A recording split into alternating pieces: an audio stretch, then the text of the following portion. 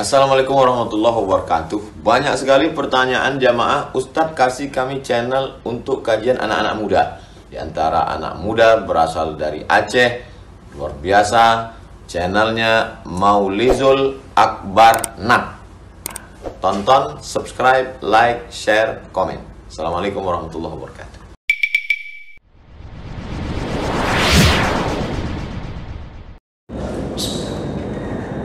Assalamualaikum warahmatullahi wabarakatuh. Alhamdulillahi rabbil alamin. Wa bihi nasta'in ala umuri dunya waddin. Asyhadu an la ilaha illallah wahdahu la syarika lah wa asyhadu anna Muhammadan 'abduhu wa rasuluhul karim. Allahumma shalli wa sallim على نبينا المصطفى محمد وعلى آله وأصحابه أجمعين. أما بعد، رب اشرح لي صدري ويسر لي أمري واحلل عقدة من لساني يفقهوا قولي. Segala puji bagi Allah, kemudian salawat dan salam kepada Rasulullah, pada keluarga dan seluruh sahabat-sahabatnya. Jamaah salat maghrib dan isya, bapak-bapak dan ibu-ibu yang Allah muliakan insyaAllah, kita akan lanjutkan pembahasan masih tentang keutamaan ketika ditakdirkan Allah mendapatkan pasangan hidup yang buruk akhlaknya.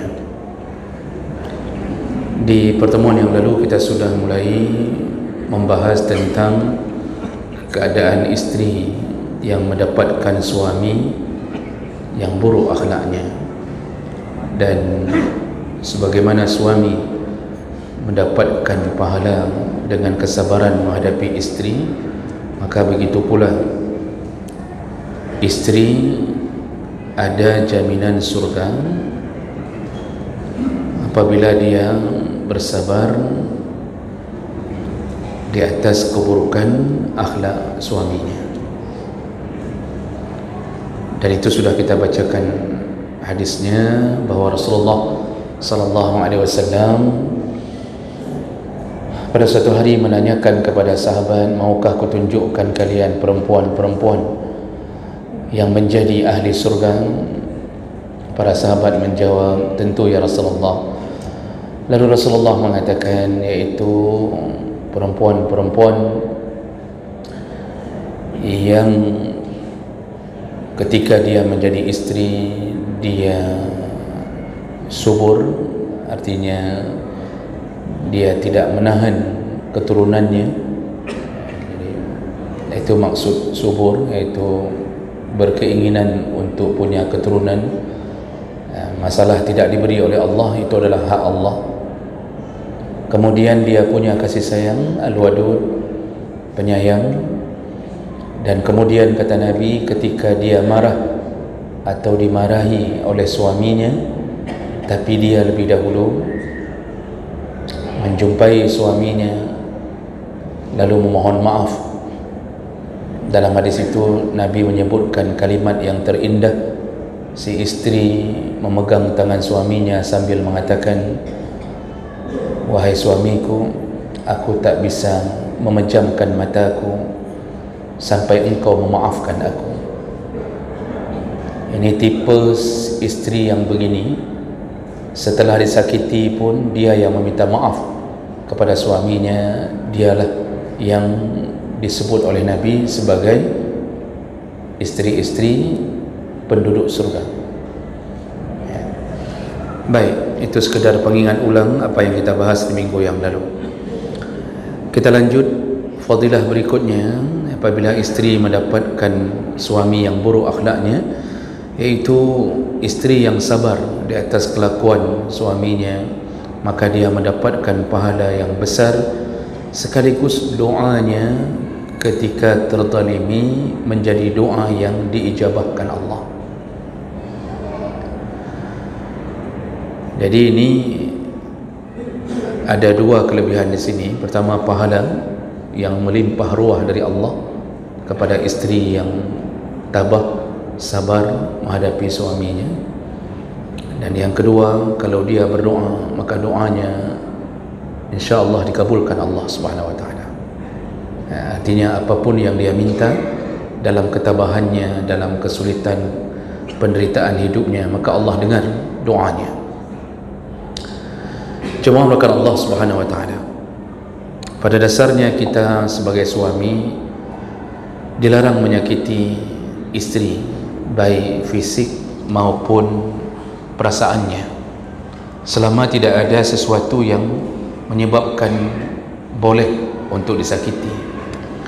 Allah sebutkan dalam surat Al-Ahzab ayat 58, wallazina yuzuna al-mu'minina wal mu'minat, orang-orang yang menyakiti orang-orang mukmin yang laki-laki dan mukminah atau yang perempuan, bighairi maktasabu, tanpa ada kesalahan yang mereka lakukan. Jadi kita menyakiti isteri kita yang mukminah tanpa ada kesalahan.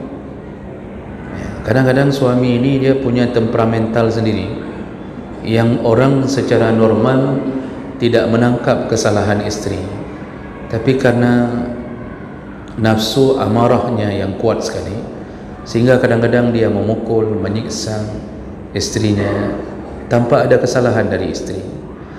Maka apa yang Allah sebutkan, faqad ihtamalu buhtana wa isman mubina, sungguh dia telah memikul sebuah kedustaan, dan itu sebuah buhtan. Buhtan itu sebuah fitnah. Wa isman mubina, dan dia mendapatkan dosa yang besar. Jadi ayat ini memberi isyarat tidak boleh seorang mukmin menyakiti mukminah, dan mukminah pun tak boleh menyakiti mukmin. Dan perlakuan ini bahkan sering terjadi di dalam rumah tangga. Kita kalau belum menikah, kita tidak merasa superior. Jadi kita ni kalau belum menikah, kita tak merasa bahwa kitalah pemimpin, sehingga mungkin kita mikir-mikir untuk memukul anak perempuan orang atau isteri orang, itu nak berani kita lakukan. Tapi begitu menikah dan kita pada saat itu mengetahui posisi kita, bahwa kitalah sebagai pemimpin, dan kita tahu bahwa isteri itu diminta untuk taat kepada kita, maka muncul power syndrome ini. Jadi merasa kekuasaan itu di tangannya, mulai dia melakukan perkara-perkara yang tidak dia lakukan sebelumnya. Maka banyaklah kejadian suami-suami yang menyakiti isteri, baik dengan kata-kata ataupun dengan perlakuan fisik, yang Nabi pun tak pernah melakukannya. Aisyah radhiyallahu anha mengatakan Nabi tak pernah mengangkat tangannya kepada isteri-isterinya. Beliau hanya mengangkat tangan di medan perang. Maksudnya beliau memegang pedang, mengangkat tangannya hanya di medan perang. Tak pernah sekalipun beliau menyakiti perasaan, menyakiti dan melukai tubuh istrinya, tak pernah. Dan ini sebenarnya menjadi petunjuk utama bagi kita. Makanya seperti yang kita sebutkan di dalam pertemuan sebelumnya, tidak selamanya mimpi kita untuk hidup bahagia setelah menikah terwujud begitu saja. Kadang-kadang kita juga perlu introspeksi diri, kenapa kok bisa dapat suami begitu? Isteri pun, suami pun juga perlu mikir-mikir, kenapa kok bisa dapat isteri begitu? Walaupun ini bahagian daripada takdir Allah, dan itu bisa saja. Nabi Nuh saja mendapatkan isteri yang durhaka, Nabi Lut dapat isteri yang durhaka. Tapi kalau kita bukan Nabi, kalau Nabi itu total ujian kepadanya.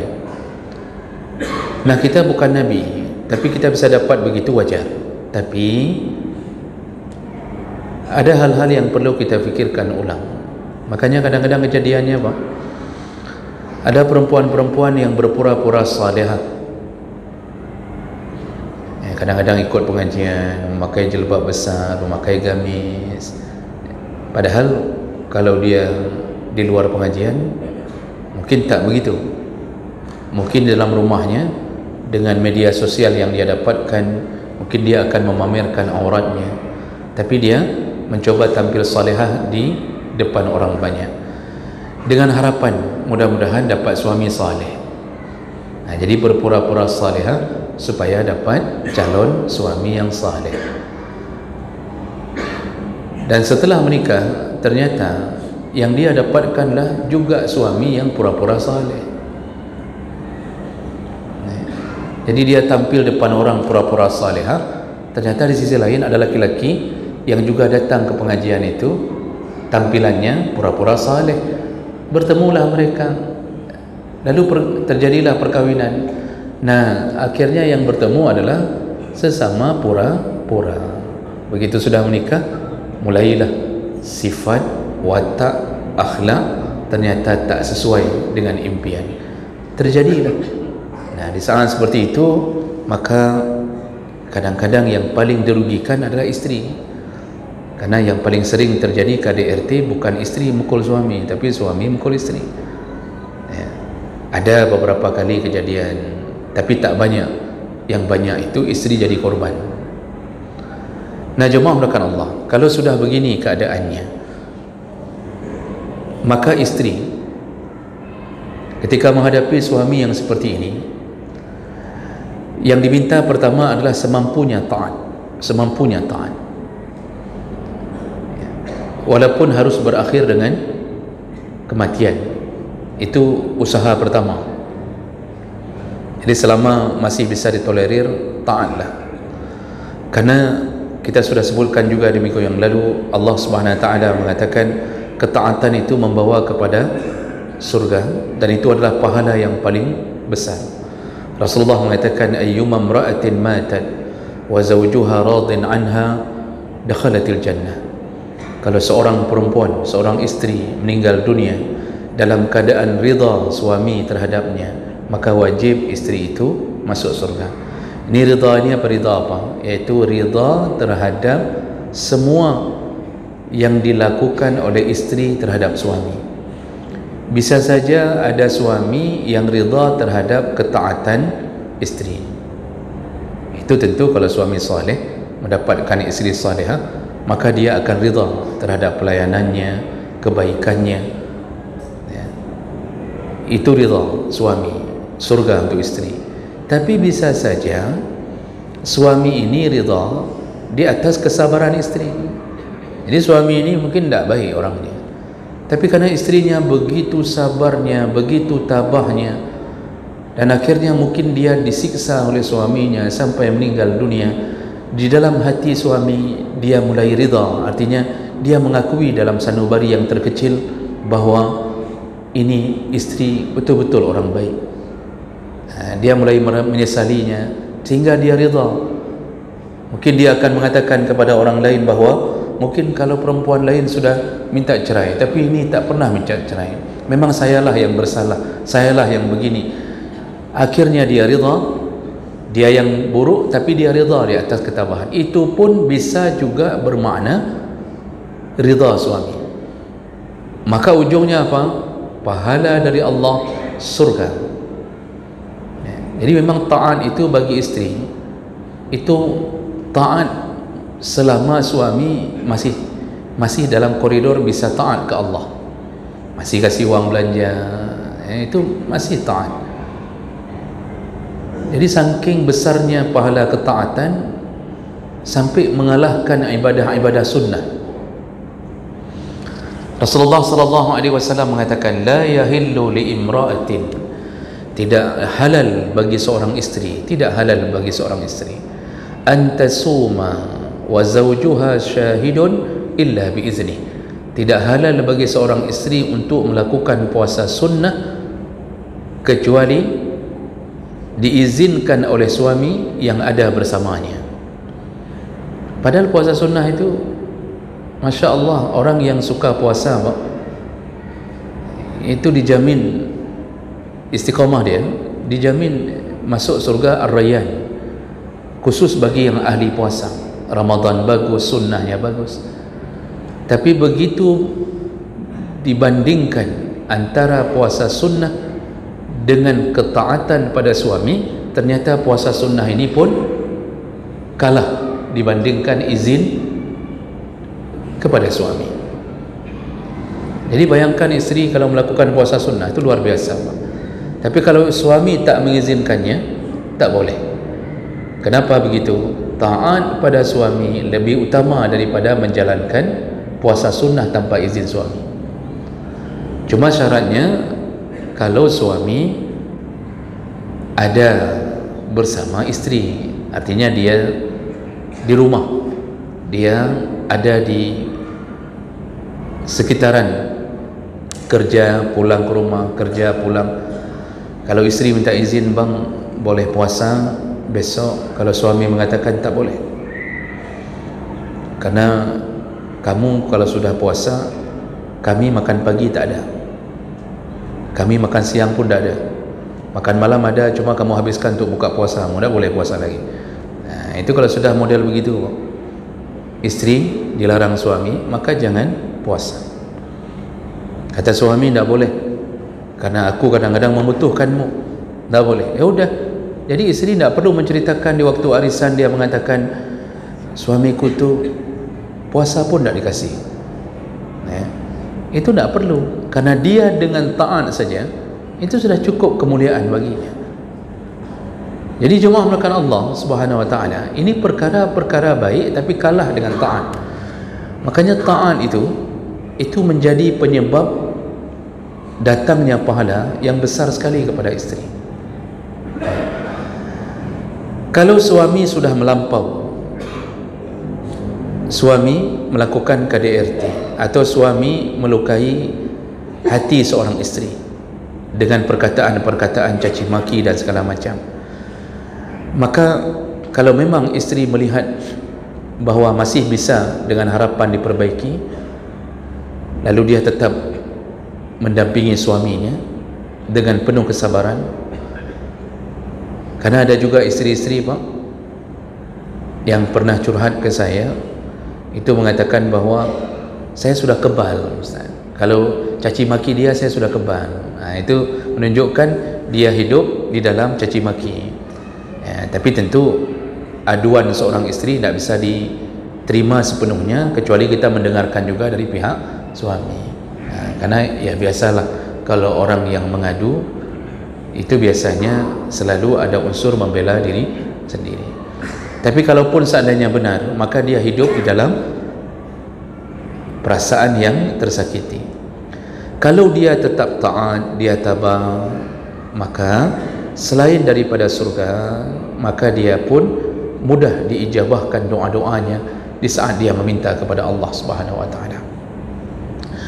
Kita berkaca atau bercermin dengan salah satu kisah yang pernah Allah buat dalam Al-Quran, Allah ceritakan dalam Al-Quran, yaitu kisah seorang isteri yang disiksa oleh suaminya tapi tetap dia tabah, yaitu Asiyah isteri Fir'aun atau Asiyah binti Muzahib.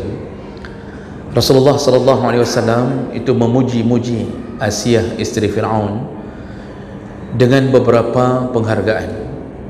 Di antaranya hadis dari Abi Musa Al-Asy'ari radhiyallahu anhu qala Rasulullah sallallahu alaihi wasallam, kamalu min ar-rijal kathir.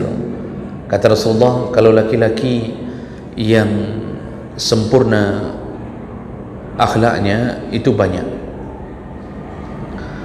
Walam yakmul minan nisa, tapi untuk perempuan itu tak banyak. Jadi Rasulullah mengawali hadis ini dengan menyebutkan kalau laki-laki yang sempurna akhlak itu banyak. Maksud sempurna akhlak, ya contohnya beliau sendiri laki-laki, seorang nabi laki-laki, dan beliau punya akhlak yang tinggi. Para sahabat itu yang banyak laki-laki dan juga punya suri tauladan kepada umat-umat, dan mereka mencontohi Nabi sallallahu alaihi wasallam.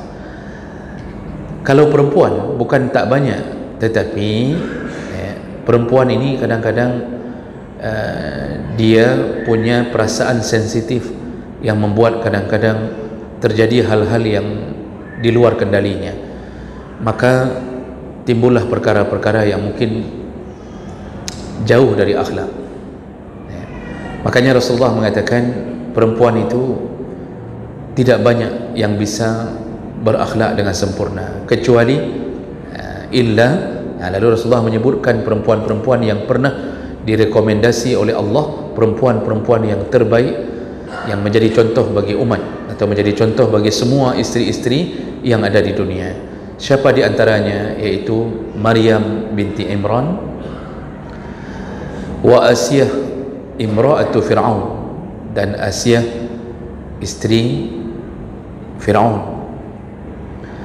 Wa fadlu Aisyah ala nisa ka fadli sarid ala sairi ta'am, dan Rasulullah memuji Aisyah dengan mengatakan keutamaan Aisyah dengan perempuan-perempuan yang lain itu bagaikan keutamaan bubur as-sarid dengan makanan-makanan yang lain. Jadi sarid itu salah satu makanan favorit Rasulullah, itu bubur ya. Jadi sarid itu bubur mungkin dari susu ya, bisa kadang-kadang dicampur kurma. Itu Rasulullah suka sekali dengan bubur itu. Jadi kata Rasulullah, sarid itu makanan paling lezat di antara makanan lain. Jadi Rasulullah ingin mentamsilkan kebaikan Aisyah, kelebihan Aisyah dibandingkan perempuan lain bagaikan sarid di antara makanan yang lain. Jadi ini pujian-pujian kepada Nabi terhadap perempuan. Salah satu nama yang disebut adalah Asiyah binti Fir'aun. Dalam hadis dari Ibnu Abbas radhiyallahu anhu, Rasulullah sallallahu alaihi wasallam pada suatu hari khatta fil ardi arba'ata khutut. Rasulullah pernah menggaris di atas tanah 4 goresan. Lalu Rasulullah berkata, atadruna ma hadha? Kalian tahu apa yang sedang kugores ini? Faqalu Allah wa rasuluhu a'lam. Artinya Allah dan Rasul yang tahu. Faqala Rasulullah sallallahu alaihi wasallam, ini 4 garis ini adalah afdalu nisa ahli jannah. Inilah 4 perempuan ahli surga, penghulu surga ya, sebaik-baiknya perempuan, dan inilah penghulu surga bagi seluruh perempuan, 4 orang ini.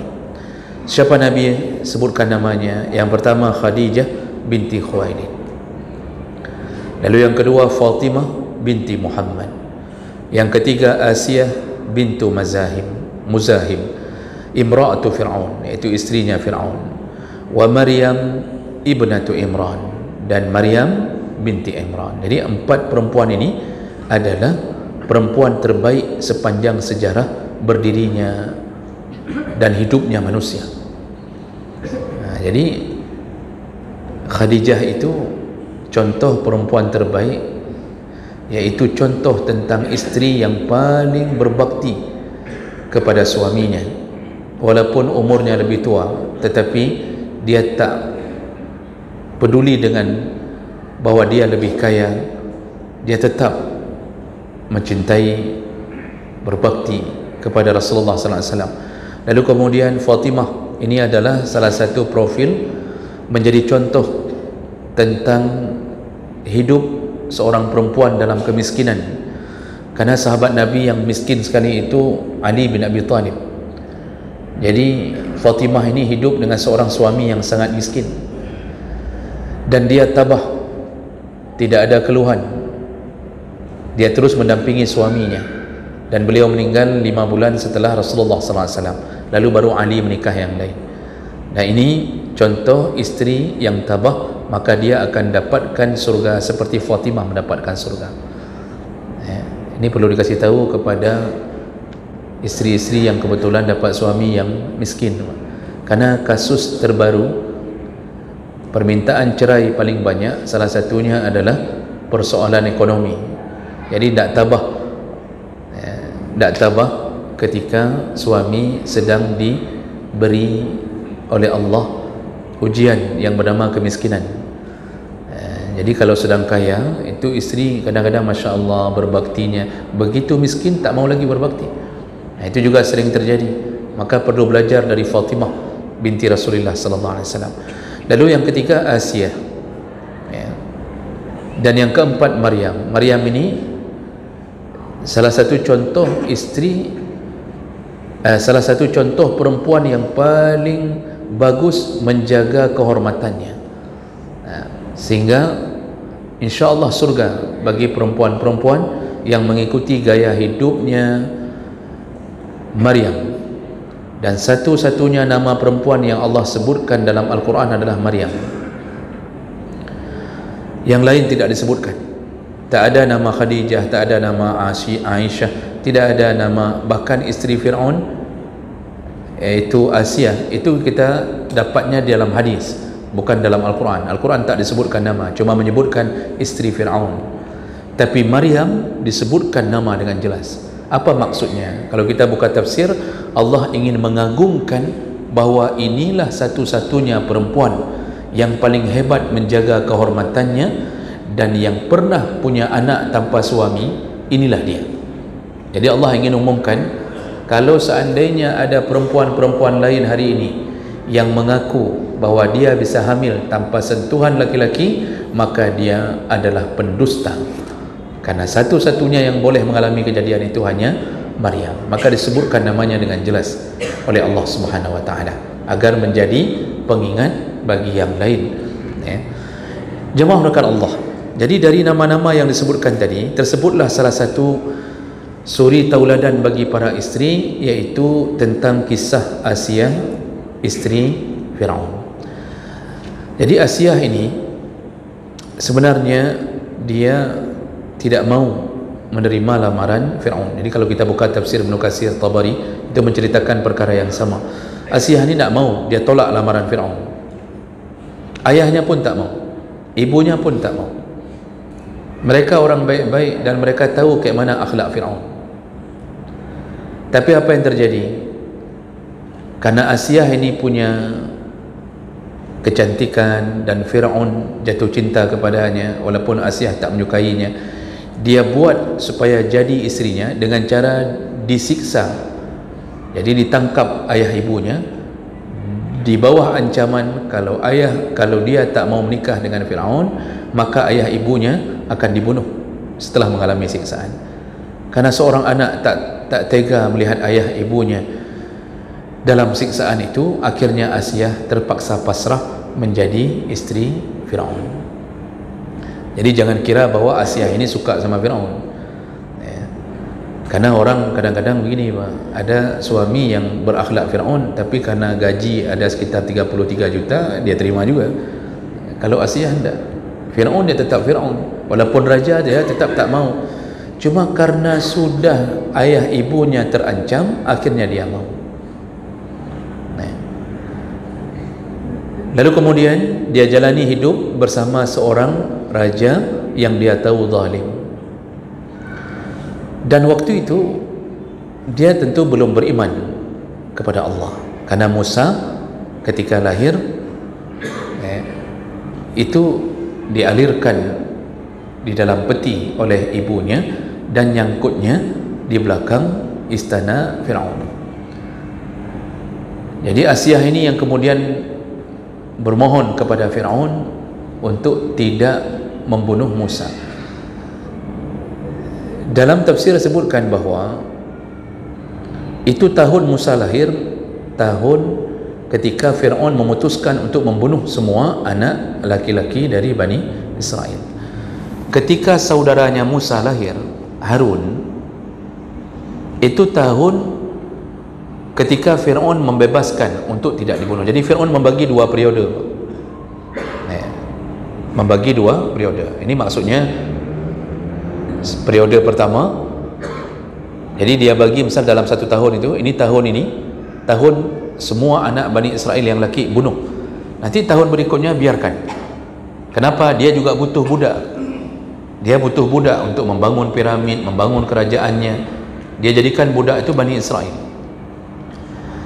Ternyata takdir Allah, Musa lahirnya di tahun wajib bunuh, Harun lahirnya di tahun tidak bunuh. Maka tidak ada cerita Harun ketika lahir dilarikan, tidak ada. Ceritanya pada Musa. Jadi ibu Musa melemparkan Musa dengan peti yang telah disiapkan ke sungai. Ini kan aneh nih, orang kalau menyembunyikan anak kan di atas plafon, Tapi ini lemparnya ke sungai. Kenapa dia lempar ke sungai? Karena dia dapatkan ilham, ya, alqi wa alqi fil yam, kata Allah, lemparlah ke sungai. Dengan imannya ibu Musa, dia lemparkan. Jadi sudah, serahkan sama Allah. Ini jangan ditiru, Pak. Jadi bapak jangan lempar anak ke sungai, karena kita tidak dapat ilham apa-apa, ya. Dengan keyakinannya kepada Allah, dia biarkan. Dan ternyata skenario Allah berjalan. Ditemukan di belakang istana Fir'aun. Kemudian Asiyah bermohon untuk tidak dibunuh, walaupun itu tahun bunuh. Disitulah kemudian Fir'aun memberikan izin, walaupun dia tidak suka. Nah, dalam tafsir sebutkan Asiyah mendapatkan hidayah itu pertama sekali ketika Musa sudah mulai mendakwahkan agama. Itu dia masih ragu nih. Dia masih ragu nih, siapa anak angkatnya ini, apakah betul Nabi atau tidak. Nah, kapan dia mulai menguatkan imannya dan bertuhankan Allah? Ketika terjadi pertarungan antara Musa dengan tukang sihir Fir'aun. Itu disebutkan dalam beberapa tafsir. Dia memandang Musa dengan harapan semoga Musa bisa menang, karena itu anak angkat yang dipeliharaannya. Orang lain mengira Asiyah melihat Musa dengan kebencian, padahal tidak. Nah, akhirnya Allah menangkan Musa. Disitulah Asiyah melihat langsung tongkat menjadi ular, sedangkan tukang sihir Fir'aun tahu diri bahwa sebenarnya yang mereka lemparkan dengan tali-tali itu tidak menjadi ular, hanya mengubah pandangan saja. Semua beriman, tukang sihir Fir'aun beriman sampai digergaji semuanya oleh Fir'aun, dan Asiyah pun beriman. Di saat itu dia memproklamirkan imannya. Nah, setelah ketahuan oleh Fir'aun dia ternyata beriman kepada Tuhannya Musa alaihi salam, maka Fir'aun kemudian menyuruh untuk menangkap Asiyah. Lalu Fir'aun mengatakan kepada para pasukannya, ikatlah dia, siksalah dia. Maka di dalam tafsir At-Tabari disebutkan bahawa Fir'aun mengatakan ikat kedua tangannya, ikat kedua kakinya, lalu diletakkanlah di atas penggilingan tepung, Pak. Jadi dulu itu kan ada penggilingan tepung yang dibawa dengan kuda, ditarik dengan kuda itu. Jadi diletakkan di situ, dijemur di atas, di bawah matahari, lalu kemudian dia disiksa, dicambuk setiap hari, dan akhirnya ketika pas datang Fir'aun ke situ, ternyata Asiyah sedang berdoa kepada Allah, yang Allah sebutkan dalam Al-Quran. Dia mengatakan, ya Allah, bangunkanlah rumah untukku di surga. Nah, kenapa dia minta bangun rumah di surga? Disebutkan lagi oleh para ahli tafsir, karena Fir'aun pernah menjanjikan kepada Asiyah di tengah siksa, kalau kamu taubat, kalau kamu kembali kepada aku, mengakui aku sebagai Tuhan, maka engkau kubangunkan istana khusus satu untukmu. Makanya Asiyah minta istana sama Allah, seakan-akan dia berkata, ya Allah, itu orang menawarkan istana, sekarang kumohon kepadamu, berikanlah istana untukku di surga. Diturunkanlah sketsa istana Asiyah di surga. Jadi langsung turun malaikat, dinampakkan ini istanamu Asiyah. Tertawalah dia. Ketika tertawa, Fir'aun berkata, ala ta'jabuna min jununiha, wahai pasukan, lihatlah, lihat Asiyah, karena sudah gila, dia sudah tertawa. Jadi karena tidak tahan siksa sampai tertawa. Jadi Fir'aun menghinakan istrinya dengan mengatakan bahwa lihat, karena tidak tahan lagi siksa, akhirnya dia gila. Karena sudah gila, dia tertawa. Dia tak tahu bahwa Asiyah sedang melihat sesuatu yang paling indah sehingga melupakan siksanya. Dan akhirnya dia meninggal dunia, faqabada ruhaha, dicabutlah nyawanya setelah itu, dan dia masuk surga dengan semua janji Allah dan permintaannya dikabulkan Allah. Makanya istri yang sering siksa suami itu doa, Pak. Jangan bapak yang bilang, biar orang lain yang kasih tahu bahwa kalau suami suka nyiksa istri, doa istri itu diijabahkan Allah. Kalau dia minta surga, diberikan surga oleh Allah Subhanahu wa taala. Tapi saya tidak yakin istri hari ini apakah minta istana di surga, atau apa, mungkin dia minta suaminya supaya cepat mati, stroke, macam-macam. Itu mungkin beda doa, ya Pak. Tapi bisa saja dikabulkan Allah. Tapi Asiyah mintanya istana di surga. Dan yang menjadi suatu catatan bagi kita, ternyata keindahan surga membuat lupa seseorang terhadap siksa.